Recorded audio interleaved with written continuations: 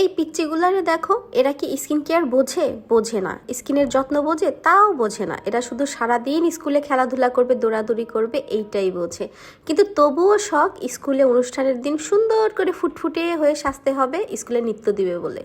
তো এটা হচ্ছে আমার পার্টি মেকআপ ছিল। কোনো প্রকার স্কিন কেয়ার ছাড়া স্কিনে দেখতেই পারলে ওদের স্কিনের অবস্থা। বাচ্চা মানুষ, ওরা কি করবে বলো।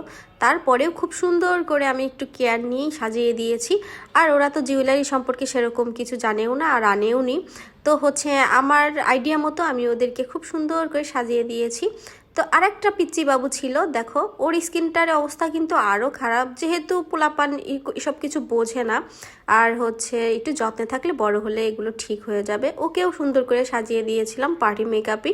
ওরা হচ্ছে দুইজনই স্কুলে নৃত্য দিত, তো এক পিস করে দুজনকেই সাজিয়ে দিয়েছি। তবে আরেকটা কথা, সেটা হচ্ছে এই ভুলটা বড়রা কখনোই করবা না। যারা বউ সাজতে চাও বা বউ সাজবে সামনে, তারা কিন্তু অবশ্যই আগে থেকে স্কিন কেয়ার করবে। স্কিন কেয়ারটা করলে না অনেক সুন্দর একটা মেকআপ লুক পাওয়া যায়, একদম স্মুথ একটা একদম সফট গ্ল্যামার লুক আসে, যেটা স্কিন কেয়ার না করলে ওই লুকটা আসে না। সেটা যত দামি মেকআপই করো আর যত হাই কোয়ালিটি মেকআপ দাও আর হচ্ছে যত দামি মেকআপ আর্টিস্টের কাছেই করো না কেন, হ্যাঁ।